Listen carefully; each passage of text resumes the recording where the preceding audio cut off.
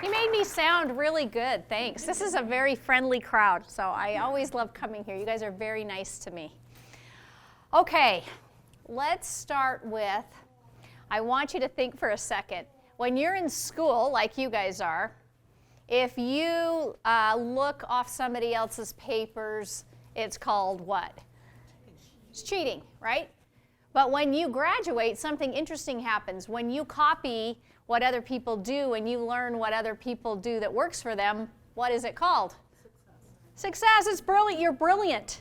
So there's a shift that's going to take place for you guys very soon, and that is that the smartest people in the world use other people's success and learn from them. That's why the knowledge industry is so big. Did you guys know that the knowledge industry, or learning from others, whether it be a coach or a mentor or finding help, the knowledge industry is $500 billion a day.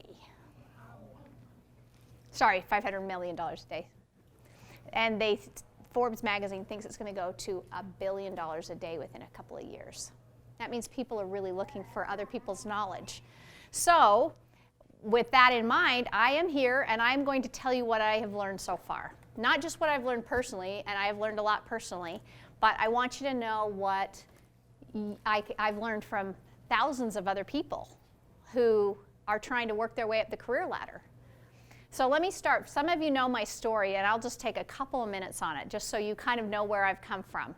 But basically, I did not get my college degree. I dropped out of school to get married. I was really stupid.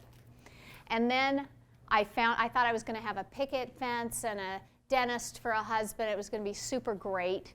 And I was just going to be a mom and raise kids and maybe write for the newspaper or something wonderful like that. And at age about 28, I found myself single, 3 children, and only 2 skills that I could come up with that would market me or help me make money. One was that I could talk to adults really well, and one was that I could type. So I started out as a secretary, $10 an hour. I actually started out working for an ophthalmologist. So I started first there as a front desk receptionist, then moved into secretary. I never imagined that I could be making $10 an hour, completely overwhelmed, scared to death I couldn't put food on the table for my children. And that someday I would be sitting in a boardroom at Blackstone in Manhattan, New York, on the top floor, around a board table with a whole bunch of powerful men, the most powerful equity firm in the United States, and that I could not only make 6 figures, but 7 figures in a year. Had no idea that that was possible, but it was.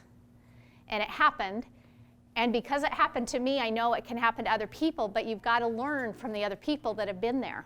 So I'm going to take you through today some of the things I've learned. Now, granted, there's a few reasons I got to learn those things. One is because I ended up in human capital or human resources, and I got to see everybody's salary. And when you see what other people make, that's power, because you know whether it's fair or unfair. Not all of you will have that. So let me tell you how, with or without that information, you can get ahead in the workforce. So first thing you need to know, let's just talk about women for a minute, because the principles are the same whether you're a man or a woman with how to ask for and negotiate increases. It's not some woman's secret, but women are historically not as good at men at asking for money, and there's a pay gap. So most of you know this, you've heard this, women make 82% of what men do for the same jobs. But it gets worse by ethnicity. If you're a Hispanic woman, the gap is much, much bigger, 54%. And you can see that that is really different across the board. There's a long way that women have to go in order for them to keep up with what their men counterparts are making. And there's something that we know. If you look at this chart, that it will take until, depending on how you slice the data, if you take it from 1960 to the 2018 trend versus 2001 to 2018 trend, somewhere between 2059 and 2093 we're going to get parity. Is that the most depressing thing you have ever heard in your life? Well, we don't have that long. You don't have that long. You're going to be nothing but fertilizing daffodils by then. And so how can you get ahead of the curve? I will tell you that this is true. This fact has been proven that using prior salary history has a lot to do with what you start your pay at and how you move up. So again, what you negotiate for your starting wage compounds over time. I'm going to show you how it compounds. And hopefully you will understand how absolutely critically important it is that you fight for your pay and what you're worth and don't let others define that for you. Second thing is not letting employees discuss pay, or employees not discussing their pay also creates a problem, which is where I had an advantage as a head of human capital. I could see that piece and I could go, and I knew my bosses knew that I knew it. And I could go, no, that doesn't look quite right to me. We're going to fix this. So that's an interesting fact. How does Utah fare? I'm so sorry to let you know that we're 46th in the nation. That means we're almost the worst of everybody. And that our gap, we make 74% of what our male counterparts make for the similar jobs. So, I don't know. Tell me does that scare you at all, or does it fire you up? Both. Okay. Well, let me ask you guys a question. By raise of hands, okay, on a scale of 1 to 10, how many of you are scared to talk about pay with your supervisor or bring it up when you're offered a job? If you're really, really scared, like 7 to 10, raise your hand. Okay, how many of you are like a 4 to 6 scared? And how many of you are 1 to 3 scared? So you're not scared. You feel pretty comfortable saying, I need this and this is why. Let me tell you why you need to be 1 to 3. Here's what happens. This is my secret number 1. People who make more money ask for more money. Does that sound like a stupid secret? It seems so obvious, but I'm telling you, people who ask for more money make more money. And I have seen it in every company I've been in, from Fortune 50 companies to little companies. We watch those, in HR, I watch those raise requests come in. More times than not, our women are silent and just go, well, I hope I'll get a good raise at year end. You know, they're going to give us a raise at year end. Or if they talk to their boss about a year end increase, they might say something or push a little bit, but guess what the guys are doing? They're coming in mid-year all the time. Hey, I got another job offer. Hey, I'd really like to stay, but I've got this other opportunity. Hey, I think that my skills are worth this. I think you should give me a raise. That's happening all the time under your noses, and it's costing you. Can you see how much it's costing you? If I just sit around and wait for my 3% annual raise year over year, this is my lifetime earnings. You know, if it compounds 3% every year. You're leaving more than $3 million on the table over a lifetime of earnings by not saying anything and just allowing the process to take care of itself. If you get 5% annual raises, that's $3 million more in your pocket. And let me tell you, it goes fast. Time goes fast. I can't even believe that I'm the age I'm at, and I can't even believe that I'm getting closer to retirement. But that is a true number.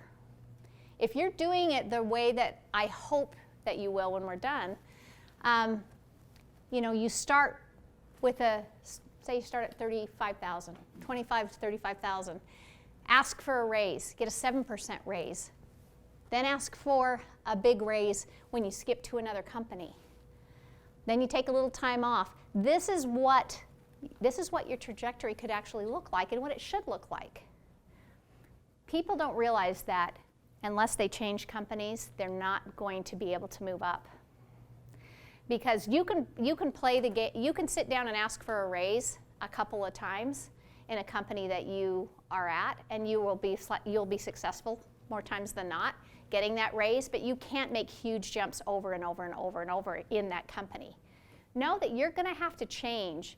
Even if you like that company, every 5 years or so, you're going to have to make a leap for you to make the kinds of jumps I'm talking about to maximize on this $3 million. You have to. The biggest jumps are when you go from one company to another company. And then you'll make moderate jumps, and then you can go to another company and you make another big jump. People that stay in jobs for 20 years are not going to be able to make this kind of leap that you need to. So you can't be afraid of change if you want to make money. I want to talk to you about secret number 2.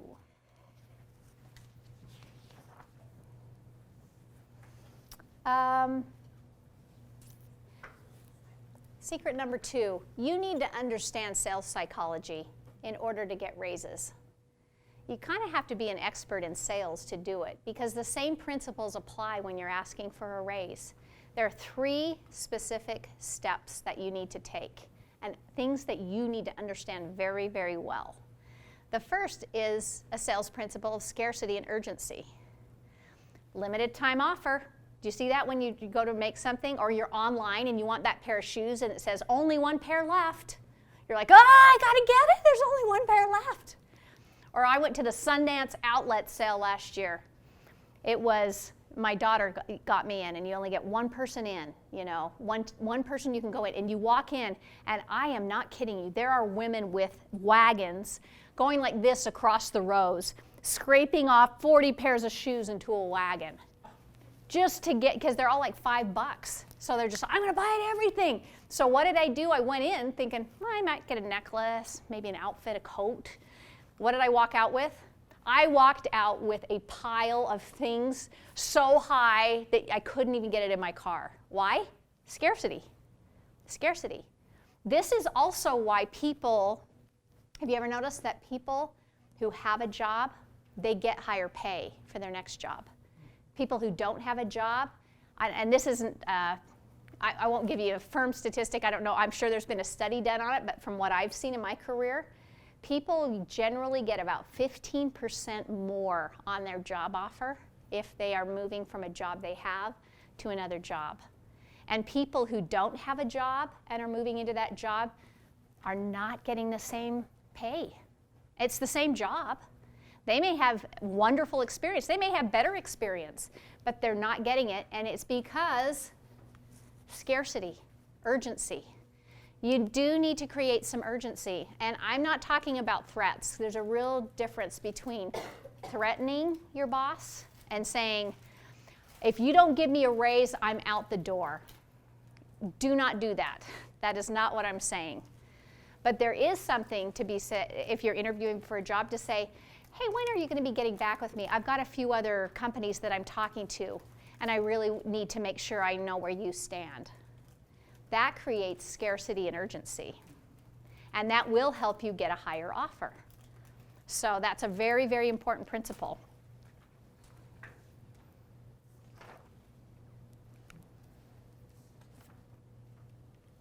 Okay. I want you to think, too, about outlining the value proposition. Like when you're going to buy something, say you're going to go to a conference, or you're thinking about buying one backpack versus another, you're looking for, well, what are the features? Well, this backpack has, I can plug in my phone and charge it. This one has extra padding on those straps for me. This one is waterproof. This one just has a regular zipper. This one has a wax-coated zipper that won't snag. When we're buying anything, we're looking for what does this have versus what does this have. That's exactly what the people interviewing you are doing. They're trying to understand the value proposition that you have to offer. And there's 2 lenses that they look at. One is internal and one is external. This is Sales Principle 101. Internal is emotional response. Think about it. When you see the perfect pair of Lululemons, you're like, oh my gosh, they're gonna make me look so skinny. I have to have them. That is an emotional response. They're gonna make me look skinny. I'm gonna have more friends. People are gonna wanna hang out with me at the gym. That's an emotional response. And when it comes to getting a job, if you can give the manager you're talking to an emotional response that they are going to make me look so good if I hire them. They are going to solve this problem. I don't know how to do spreadsheets very good. I'm not very good with Excel. And they're a whiz. They complete me. That is an emotional response, and you have to be able to create internal value and make sure that you can get into the head of the person that's interviewing you and understand what their pain point is. Have you ever heard about the interview question, sell me on this pen? Okay. Sell me on this pen is a trick. It's a trick question. The reason somebody asks you to sell you on that pen, if you hold that pen up and go, oh, it's a beautiful black pen, as you can see, it's slick and nice, and you see how nicely it writes, you've already lost the question. You ask questions to get that answer right. You want to know what they care about. Well, do you care about a slick pen? Do you care if it writes well? Do you care if it's expensive or cheap? Do you care if it has red ink or black ink? What do you care about with that pen? That principle holds true for interviewing. If you want to want to understand the internal triggers of your manager, ask them a few questions. What are your pain points? What really is preventing you from being your most successful? Help me understand in your department, what do you want to be versus what are you? What's the gap? Explain the gap to me. And only after you understand that can you respond in a way that creates value from an emotional, intrinsic point of view for that manager. And the second way is external value. External value is all about money. How do you save money? How do I get money if I hire you? And so external value could be, wow, I'm getting this person and a whole bunch of skill sets for the same price as I can get the other candidate who only has a fraction of the skill sets. Or it's, hey, that person knows so much, I think they've made a compelling argument that they can save me $20,000 a year in this other headcount, part-time headcount I was going to hire. They saved me money. So you have to go after a job, and you have to be able to outline the value proposition. And you can't outline the value proposition until you've looked at the website, you understand the culture of the company, you've asked questions from the people that have worked at the company, or in your interview you ask some questions. But that is a very, very important principle for you when you are negotiating for a job. The third thing in negotiating for pay is super important. This was almost a standalone for me, a standalone secret. Offer options. What I mean by that is if you go in and you say, yeah, if you give me $50,000, I'll stay, but if you don't, toast, I'm out of here. You gotta pay me $50,000. Guess what? Your chances just went down the tubes. You're probably not going to get it. If you do get it, you're not going to be happy and stay for very long. You have to offer options. I want you to think about the psychology of a sale and psychology of people. When I'm backed into a corner and I think you have pinned me against the wall and I have no choices, how do you react? Defensively. Oh yeah, you're just like, no, I don't want to do that. But we as human beings, we like choice. We like options. And this one principle has gotten me so much money and so much flexibility at work. Because if you go in and say, yeah, $50,000 or bust, buddy, I'm out of here, you're going to lose every time. But if you say, and I'll show you how to talk about the raise you want, if you go in and make a good argument, here's my value proposition, here's why I want it, here's why I'm worth it, I'd like you to pay me $50,000. What are your thoughts? And your boss comes back and goes, I don't know if I can do that. There's a lot of other people haven't got a raise. I don't know if it's in the budget. Options. Have you ever realized that you can offer up options? Like, well, how about we take the raise in 2 steps? Let's do it in 2 steps. If that's too hard for you, what if we went $45,000 now and you gave me the other $5,000 in 90 days? I'm so confident that I'm good at what I do that I'm going to give you 90 days to see my work. You don't have to give it to me if I don't do everything I said I could do. All of a sudden as a manager, I'm feeling a lot better. I'm feeling really excited about this. Add this in. Wow, you know what? Certifications are really important to me and to you. If I get this project manager certification, it costs about $2,500. I think it benefits the company because I can utilize it to do these things for you if you pay for it. And maybe that's a way that doesn't hit your your merit increase budget quite the same. Would you be open to giving me a raise, but maybe part of it comes in the form of education or certification? What about offering up flexibility? I'd really like to stay at home more with my kids. I'm wondering if we could create, if you would be willing to let me work from home on Fridays. That's really important to me. It doesn't cost you anything, but it will certainly make me feel better about being here and certainly help with my longevity. Money back guarantees are also things that you can offer up to give somebody an option. You can say, tell you what, I understand, I hear you. Maybe you don't have money right now, but why don't we look at it in 60 days? In 60 days, can we look at it again? And this is what I'd like. Those are all options that you can give somebody. And options, what does it do to your psyche when you start hearing me talk about those? Do you feel agitated, or does it make you kind of settle in a little? You start to settle in, and actually the psychology behind an option that you offer up is that it puts your manager in the decision process without him or her even knowing. I can't tell you how many times I've gone to a boss and said, I need some stuff from you. Here's what I need. I really think I'm worth X, and I think this is where I'd like to go, and here's my argument for it.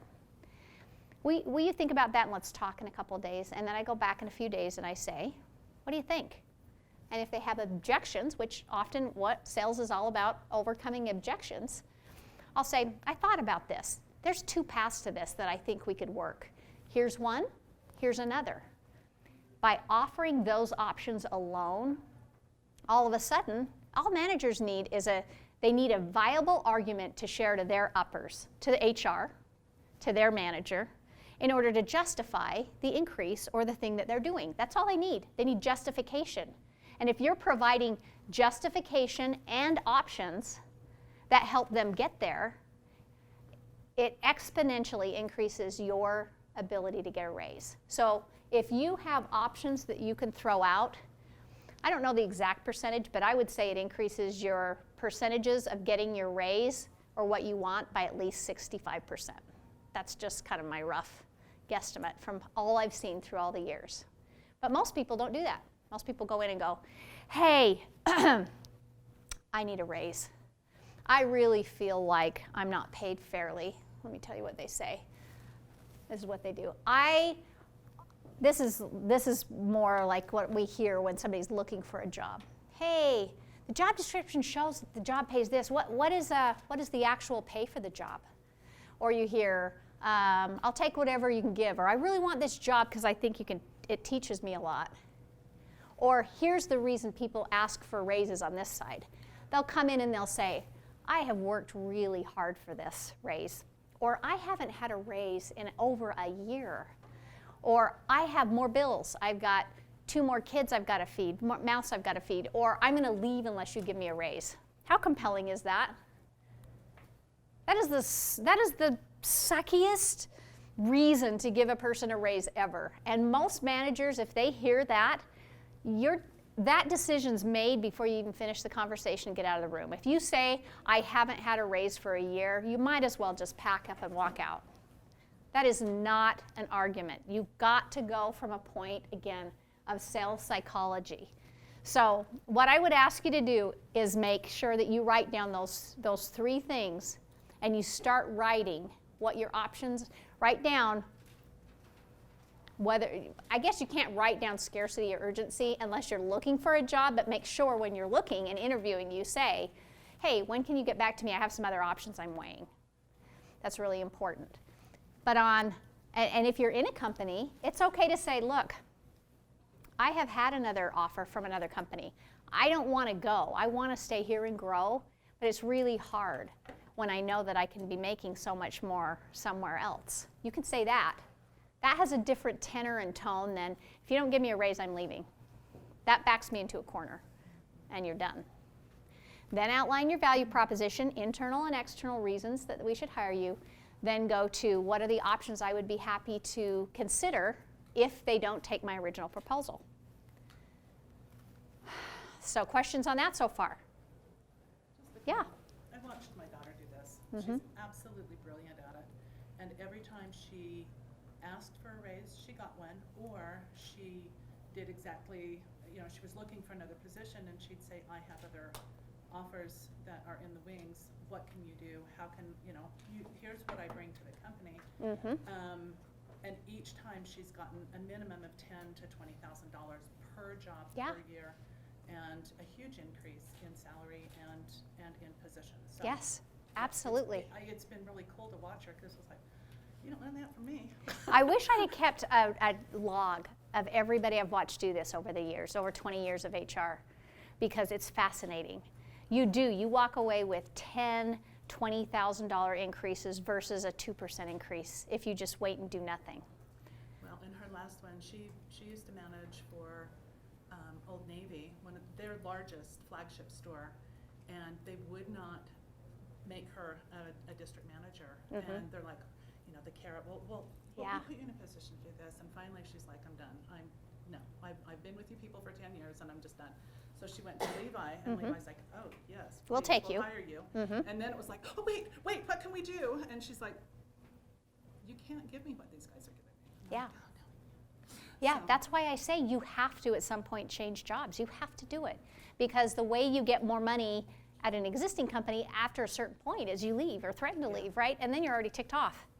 She wasn't angry. It was really interesting. She's just like, I have nowhere else to go here.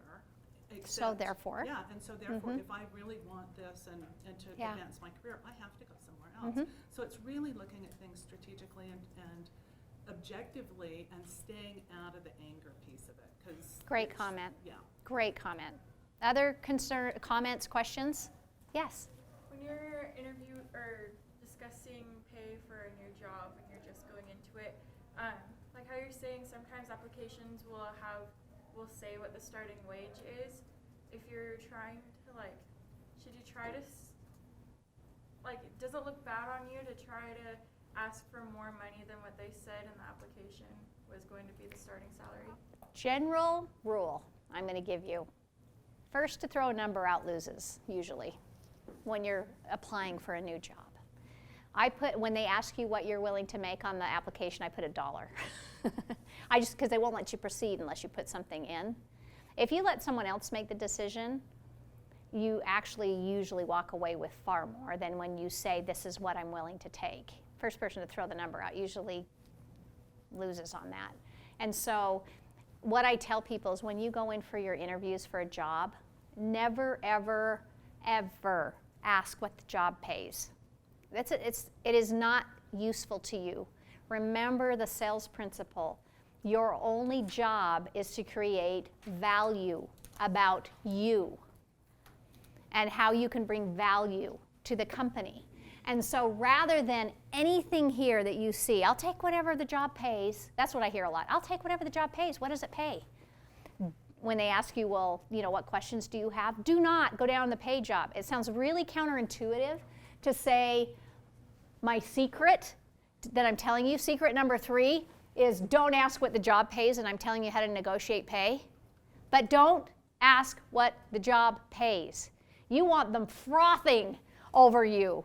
You want them so excited at what you have to offer that they'll do anything to pay something good at the end. If you lead with pay, it just leaves everybody a little flat. So don't talk about that first. Talk about these things. These are the phrases that I would ask you to use. I bring these things to the table that other people may not have. Here's some unique things about me that I bring to the table. I can help you solve these problems. I have these skills to offer. I will be an asset to you. I've researched the company, and here's where I can help. There's a consulting, it's not a trick, but it's we'll call it a secret. The way you maximize your money when you work with a company is you don't talk about what your fee is at all. You come, it's called the briefcase theory. You come, you pull out of your briefcase about 5 or 6 pages, and you say, here's the problems I've noticed that your company has. What would it be worth to you if I were to solve this or this? Let me tell you what I've also noticed. You've got this problem. I think there's a couple of things we could do. Maybe we do this or this. You want them wanting you and the solutions you can bring, way before you want them talking about how much you're worth. Yeah? I don't know right now that you're saying that. I don't know exactly what problems I could fix because I don't know a whole lot about the company. Mm-hmm. But I know they're looking for someone that speaks Spanish, which I feel like can help a ton. Mm-hmm. If that's really what they're mainly looking for. Mm-hmm. So what would you? How do you say? find out more? Like how would you? So what's the company? It's just Is it small or big? it's small. It's Small? Yeah, it's small. So I would do one of two things. I would either find people on LinkedIn who work there and reach out to them and ask them, what do you like about the company? What are some things that you have noticed about problems or good or bad things? If you can't reach anybody and it's that small, try Glassdoor. You'll find a whole bunch of clues to the company and what problems they may have that way. Or if you can't find anything that way, get in the interview and make sure that you ask questions, just like the pen thing I was telling you about. Sit down and listen to them on the fly and say, what kind of problems are you having? What problems are you trying to solve by hiring this position? What are the things that you hope that I could accomplish for you in 30, 60, 90 days? And as soon as they give you those clues, you can plug in the value that you bring. And if you went to my interviewing workshop, you would have your pocket examples kind of ready to go. And we'll have to do that workshop again, but you would have it ready to go to plug in. And what if they like go straight into the pay part, so they don't even like let you go into Your the job at an interview, it's interesting. You can direct an interview. You can direct the content and what gets said in an interview. People don't believe me till I test it with them, but you actually drive it more than they do. And so if you go in with examples of how you can help, they will inevitably, before they get into pay, say, tell me about yourself. What's a greatest strength or weakness? They're going to ask you one or two key questions before you go in, and that is your opportunity to know what you can bring to the table or to ask them a couple questions. You could even say, if they say, well, what's one of the strengths you bring to the table? Because I'll ask that before pay. Then say, before I answer the question, would you tell me a couple of the problems that you're having or what you were hoping to solve by hiring this so that I can give you an example that's really relevant? And that's a way for you to hear what they're saying and then tie it in. Yeah, other questions? You said something about Glassdoor. Is that a specific site? Yeah, Glassdoor is a site where employees rate their employers, and it's actually usually very honest. And you can find out a whole bunch about a company before you go work for them and what their warts are. Glassdoor.com. Uh-huh. Other questions? Yeah? So you have your interview and they're interested, and then the lady pulls her into her office and says, so what are you asking for? In which case you're kind of stuck on throwing out the first number, aren't you? Yeah, it is a little bit of a trick. And usually what I'll say is, I hope you'll pay me what the job is worth and what you think my skills would how you think my skills would fit into your range. And hopefully that opens the door, again, for a little better conversation before you throw out a number. I personally don't throw out numbers because I know from negotiating thousands of people's pay that the minute you give me the number, that's what I'm going to do, or slightly lower. It doesn't matter if the job pays $10,000, $20,000 more. I'm going to pay you the least amount I can get away with. So I personally don't throw out numbers, but I understand that sometimes when you're just getting started. Or when you're asked directly and you don't want to, but it's really awkward not to without seeming like you're just trying to pull something. Well, it's a really hard question to answer because if you go too high, you're going to put yourself out of consideration. And if you go too low, you're going to really do yourself a disservice going in the door. Should you wait until you ask for the raise? That is a really good question. How long should you wait before you ask for a raise? It's really different by person. For instance, my daughter Hannah has a job, and she found out that they hired somebody after her and paid them more than her, but she was killing it, and she was getting employee of the week like over and over and over. She was being underpaid. So she went in 3 months into the job and said, hey, I learned this. I really love it here. I don't want to leave, but I don't feel good about what's happening with this. And I think that I'm worth X, and I would like you to consider giving me a raise. And she got it, and more. So she was only there for 3 months. But sometimes somebody will wait more than a year to say, I've really given it. I've showed them what I can do. Because the longer you show them what you can do, the more position of strength you're in. Did you have a question too? I think you started addressing this with what she said, but market data, I assume you mean statistics on how much people are actually earning that position typically? Yes. And how do you bring that up without sounding like you're complaining about there not being enough sprinkles on your cupcake? Like, hey, she makes $90,000.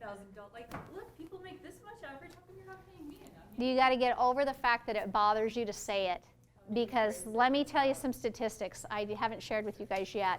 There was, I got to get the exact ones here. There was a landmark report that was done. Just a minute, I got to find where the data is.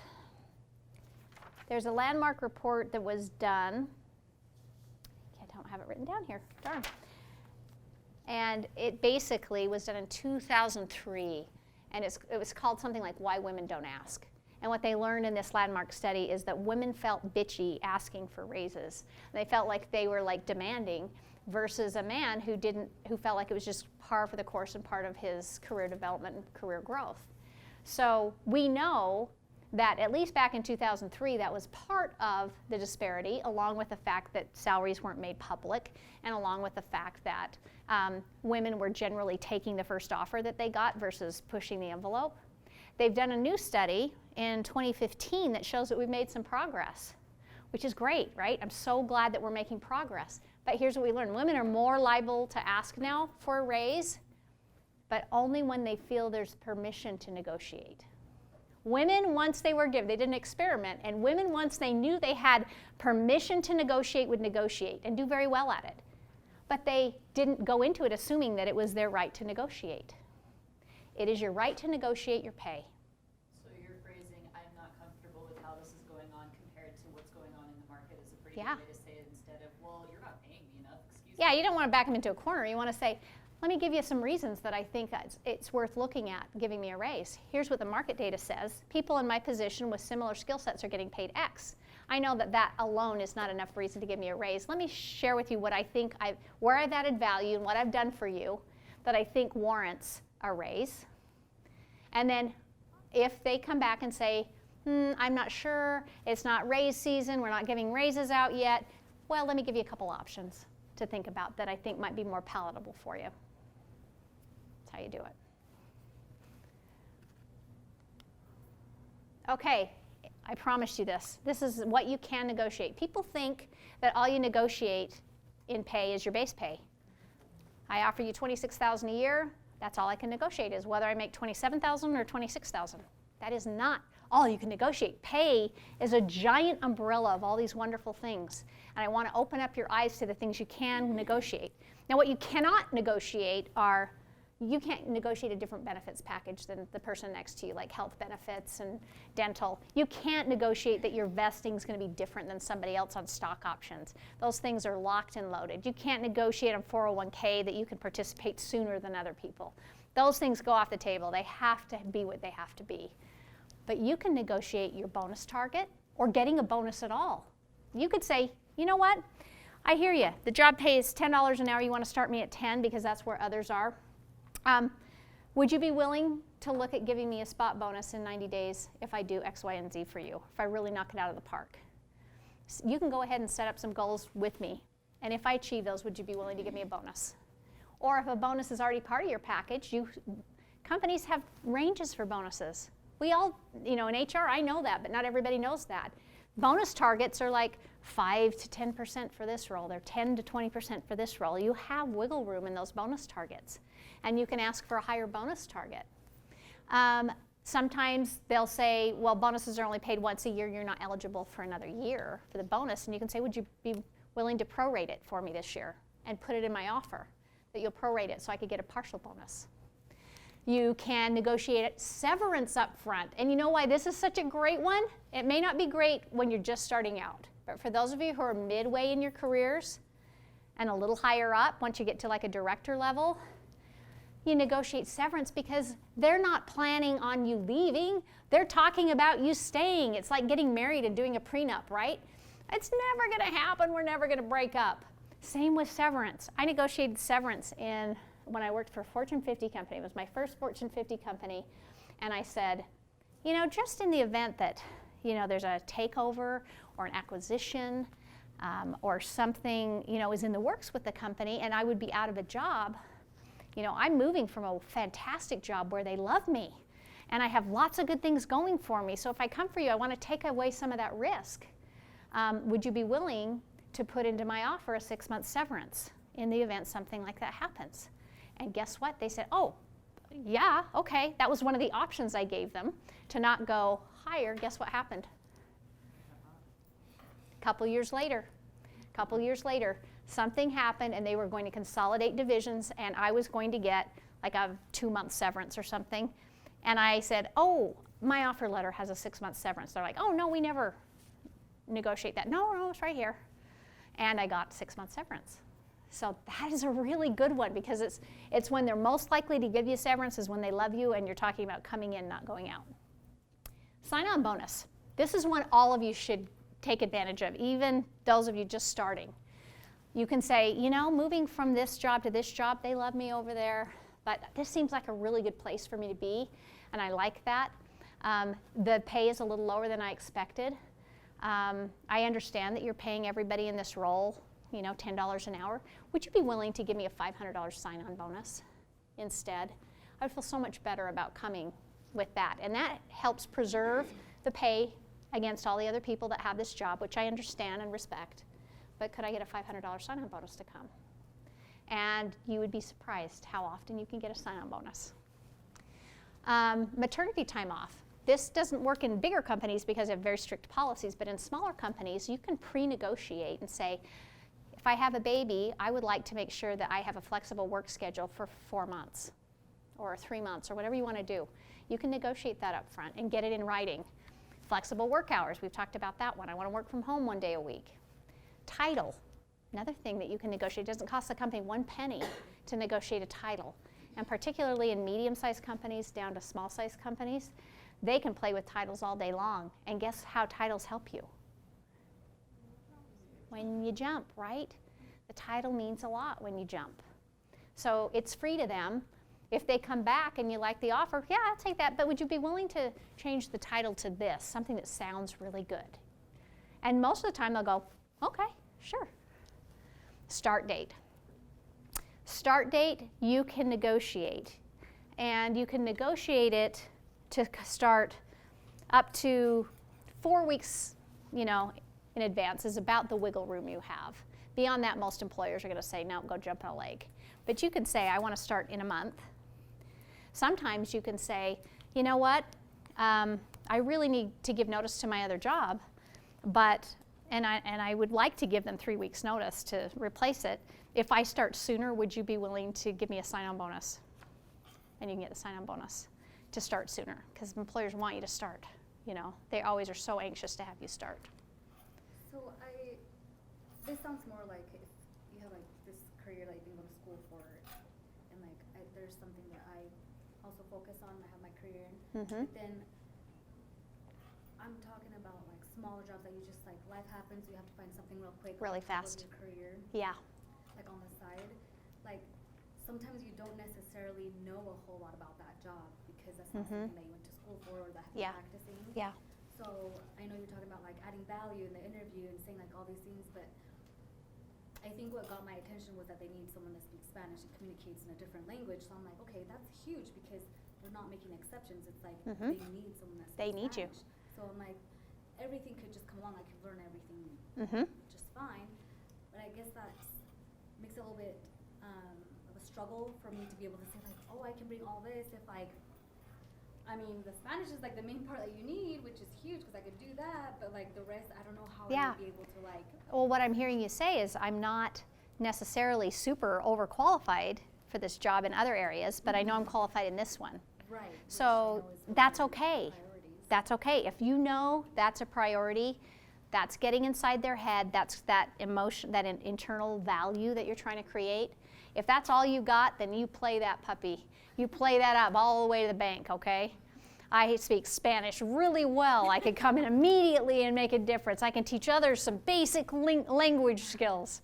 So you play up whatever is your back pocket thing that you have to offer, you play it up. Yeah. When you're inside a company and you're talking about a raise versus coming in just for a new job, here's a special little trick. Ask them to backdate your raise.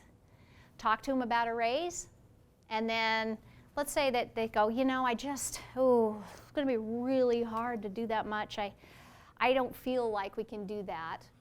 Maybe you say, well, I'll tell you what, instead of doing $8,000, why don't we do $5,000? Could we backdate it to the first of the month? It'll get you that much more. And again, it doesn't hurt them. It's really easy to get through. People don't realize stuff like that's super simple for your boss to do. Yeah. Sorry, what is backdating? Backdating means that instead of it being effective today or next pay period, so I talked to my boss and next pay period's a week out, just say, hey, could we make that effective on the first of the month, on the 1st of January instead of January 20th? So that's something you can do. Yeah. How much of a risk really is it to talk about maternity time off? Because I don't know if they can legally make that an option, but in my head, what I think is going to happen, I'm like, so if I have a baby, can I have time off? And in my head, what I think they're going to think is, red flag, she might have a child and disappear for 3 months, or suddenly realize she can't handle doing that and a job, which You're smart. Legally do that, but I can't prove if that's why they do You are very smart, and I tell people, do not, as a general rule, the higher you go and the more you have to offer, the more I can play that card. And they're like, women, especially in Utah, higher up, they will trip over themselves to get qualified women because women drop out of the workforce and there aren't as many. So you have that ace in the hole, but when you're just starting out, yes, you're right. The first thing that they're going to be nervous about is, oh, does that mean she's not committed? Or is she going to not want to work very much? So I would hold the maternity card for once you've added value in a company, it's a whole different ballgame. If you've added value and you're really good at what you do, employers will give you flexibility because it's free. But when you're coming in the door and you're pretty junior, I wouldn't play the maternity card yet. Kind of reserve that one. Questions on how you would use any of these things or anything that you think you might want to negotiate and you're not sure if you can? Yes? What's the pre-planned vacation? How do I use that? Oh, yeah, this is the most common one of all. So if somebody offers you a job, it's really hard. Let's say they have 2 weeks vacation and you have to accrue it and you haven't had time to accrue it, but you got a trip to Italy planned or something. Always go in your offer and make sure that you talk to them about, hey, I would love to work for you. I am so excited to start this job. I have a pre-planned vacation and it's this week or this day or this whenever. I want to make sure that that's going to be okay. Never ever is anybody going to say, no, you cannot have that pre-planned vacation. Because again, you're in the honeymoon period. They're like, I love you, just I'll give you anything, come. It doesn't cost me anything to give you that vacation. But after you're in the door and you say, hey, I want to go on vacation, they're like, yeah, you haven't accrued enough to do that. It's very hard. So always make sure that you ask for your vacations if you have some planned before you're in the door. Yes? So, I really like what you're saying. A little bit like the maternity question, where I have the thing in the back of my head that I'm afraid that is happening, that I don't know if it's really happening, but I'm afraid of it. Which is that when I get an offer, there's definitely a honeymoon aspect to it, but I have this sense of having one over the top of the second best candidate by a hair. And I'm concerned that if I seem difficult to work with or I'm asking for more, they're going to rethink this. Well, we almost went with the other person anyway. Maybe let's just go with the other person because maybe you're seeming too complicated. Yeah. Yeah. It exists, and that's what the surveys say. It exists. Your feelings that you're expressing are no different than most women who are negotiating, especially as you're just getting started or getting traction in a career versus coming from a place of better position and status. So you're not alone, but there's only one way to work on that, and that's to actually test it. So you have to decide your risk level, what you're willing to risk by testing what I'm telling you, and maybe you start really small with a job and you test some of these things that are really free and easy for them to give to you and see if it works. And as you get more confidence that I do have a voice and it's okay to speak up, maybe then you'll dare take a bigger step the next time, and a bigger step the next time. I can still remember the first raise I asked for. It was at an eye doctor's office. And I went in and I wrote out all my notes and I said I wanted a raise from $10 to $12 an hour. And that was huge. And I was just sweaty palms and I couldn't even sleep the night before. And I went in and I asked for it and I got it. And everybody in the office was mad at me. They eventually ended up finding out. So I had to deal with people being mad at me. But I did it. And it was the first time I had confidence that if I had a voice, the worst that can happen is they say no to your request. And usually if they're making you an offer, they like you enough that they will listen and say no. So usually the worst outcome is a no in that case. Yeah. Are there particular industries that you find that negotiation doesn't work as well in? For example, education? Hospital, nursing, education, they're harder because they have such government. They have really, really solid structures around pay. But even in those, there's ranges of pay that exist. So you still have negotiating power, but not as much as in a corporation.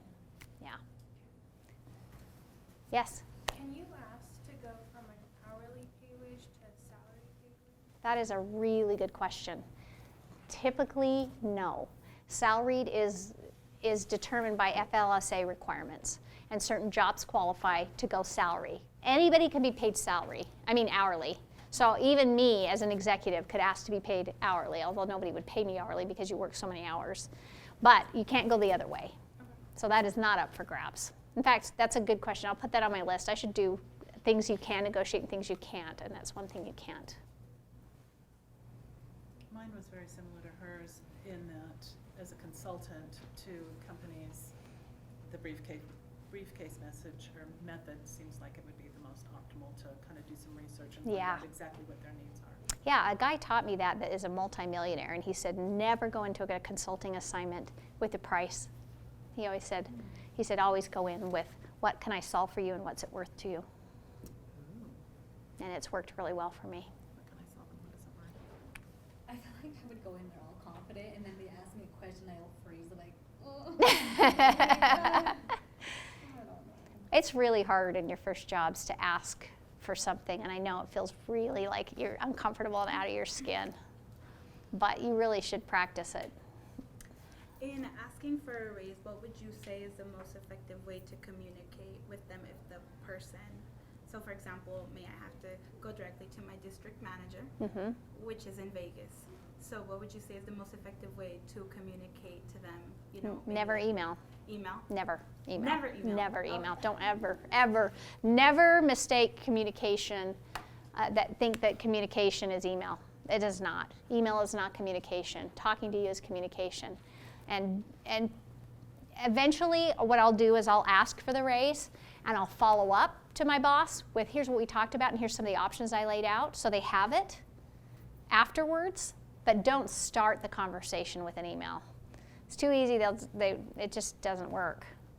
Here's the kind of the model. You go in and you say, hey, I'd really like to ask for a raise. Here's the things that I've done and I've given you some ideas.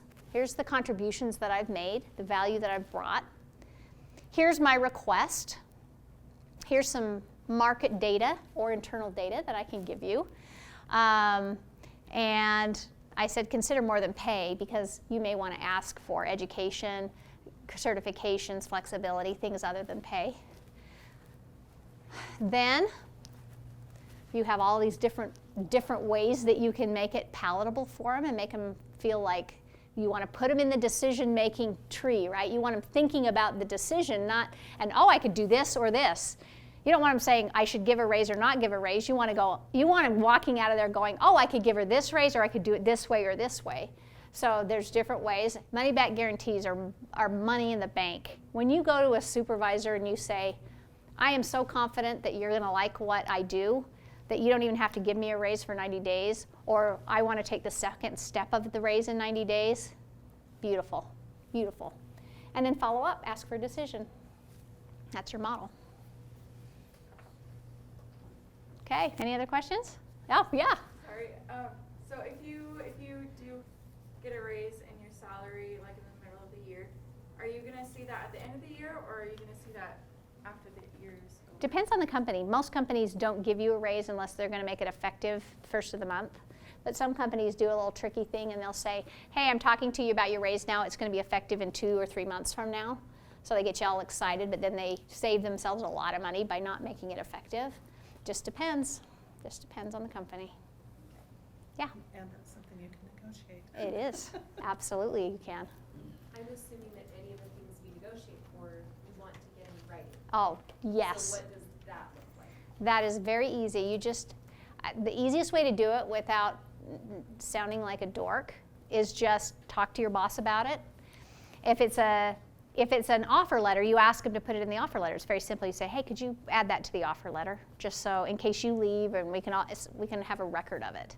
And if you're doing it at a company you're already at, then the best way to do it is to say, wonderful, I'm so glad in our conversation we've come to a meeting of the minds, and then just send an email going, hey, I just wanted to confirm that this is what we talked about. Is this, what your understanding was? Thanks so much. Make it more of an, I appreciate so much what you've done for me, and it just meant the world to me. But you have it in writing. You must have these promises in writing. I've also heard that you should record the conversation. Nah, most states don't even allow recordings, and remember how we said we never want somebody to feel backed into a corner like a caged animal? When you record somebody, your manager goes on immediate alert. They're going to use it against me. So would it look bad to, like, in your interview to write down the things that they're telling you that the requirements of the job? You could, but I don't know how you would use it, because ultimately they can change a job. In the United States, they can change a job as many times as they want, as many ways as they want. Right. After So, the fact. I was just thinking, like, okay, so in an interview, when you ask them, because you don't want them to ask you how much you want as pay, right? So Mhm. you were saying how, ask them, what are the things that you're wanting Mhm. the job to be, or the The what needs to be problems. fulfilled or whatever. Yeah. So, I mean, in order for you to kind of know how much you think would be worth it for you to take the job is by knowing what you're going to be required to do. Mhm. So if you were to, like, write those down, would that look bad while they're talking? No, you can always take and then notes. later, if they do offer it to you, then you can be like, okay, so this is what we discussed in the interview. Just want to make sure that. Sometimes I feel like they add a lot more. They will. It's not going to help you to bring it up that you said in the interview that it's this and it actually is this. Okay. That never helps you, because in other countries you can't change job descriptions without a lot of work, and in to some degree in education and in like hospitals and things you can't. But most jobs, the job is not going to look anything like what they said it's going to be, and it's going to change so much. I was just curious because of, like, for example, one thing is, like, getting hired to, like, speak to people in their language, and then just random little things that you have to translate. But then a whole different thing is them actually handing you, like, paper or a document that you have to Translate it. That's, like, a ton more work than actually just doing the regular, like, Yeah. reading and So stuff. if that happened to you, what I'd do is I would do the work, and I would give it to your boss, and I'd be like, here you go. And I would take notes for myself and start building a list of the things I'm doing above and beyond the job, so that when you go in to ask for your raise in 6 months, you're like, hey, just wanted to show you I'm doing this, this, this, and this that weren't necessarily part of the job, but I feel like I've really added value. Well, I guess, sorry. Well, it's just because, like, in the resume, like, it shows that I've done stuff like that in the past. And I don't, like, I wanted to show that I know the language, but Yeah. I don't want them to grab from that and be like, hey, we're gonna give her all these Oh, they things. will. That's what they'll do. Yeah. But that's also your advantage. You get more money if you can add more value than somebody next to you that can't do that. Yeah. Yes. What happened with if I apply for a job and I have the qualifications that they need and they how many they want? And they don't hire you? There is a whole other course on that. Let me try and consolidate. That'll happen. Over and over. It will happen. And they will maybe not pick you at times when you're the most qualified, and there's not a lot you can do about it, except be proactive. What I recommend people to do if you really want the job is say to the manager, find their email, and say, you didn't pick me for the job, but I so appreciated the time meeting with you. I really want to work for this company at some point. I'm going to check in with you to let you know how I'm progressing in these areas, and in hopes that when you have another opening, you'll think of me first. And then in a month, I send them something saying, hey, I just took this online course. It's really great. It's something I think could really help in the job, and I just wanted to let you know I'm still really interested. And then I would follow up in a couple weeks with something else and say, hey, just checking in. Just want you to know I love the company, and I've learned this and this. Hope I'm the person that you reach out to when the next opening comes. And you'd be surprised, more times than not, the people that do that get the next opening before anybody even knows there's an opening. Because managers need to fill jobs fast, and they go, who do I know? It's always what they do is, crap, who do I know? And if you've shown that kind of, proactiveness, they'll generally reach out to you. Yes, because it's a few times I apply and I'm for sure I will get the job, but nothing happens. Yeah, make sure you follow up too after your interviews. Don't just go off into the sunset. Yeah. All right, we are about done, and I want to give you access to the slides. We're going to put them into the Facebook Live presentation that you'll see, but I've actually given you some helps here. The things that you say after you ask for a raise and the boss wants to think about it or to end it, the number one, my big secret is most people fail on raises because they ask for it but never really push for the answer. They ask for it and do all that work to stress themselves out and get all nervous and talk to their boss and have to lay it out on the line, and then they let their boss off the hook. They just say, well, what do you think about it? And then they leave it. And the boss says, I'll get back to you. And then they never get back with them. Do not do that. So many people lose their opportunity to get a raise by not following up. So those are the phrases that you can use to follow up. If they say no in the meeting, can I just suggest a few alternatives that might work? Can I follow up with you on Monday? Do you have concerns about my proposal? What's holding you back? Again, you're in a sales process. Those are the questions that you ask to close the loop. You must close the loop. And then I've left you with a framework of how do you negotiate pay, which steps that we go through. And we've talked about them, so you can review that slide later. And then I've given you an example of asking for a raise, how you would do it here. And then just to recap, you create your own worth. I wish everybody knew that. You create your dollar value, not somebody else. And once you understand you have tremendous power to create the value for you in the market, your money, your income starts to move up. If you put it in somebody else's hands, you're going to fall behind. Base pay is only one area of 10 areas you should be negotiating in your pay. Offering options significantly will increase your ability to get what you want, and following up on your ask is the most critical piece of your process. I know you guys have class probably, so if you do have class and need to go, you can go, but I will stay and answer a few questions for those of you who are interested in drilling down into anything else. So thank you so much.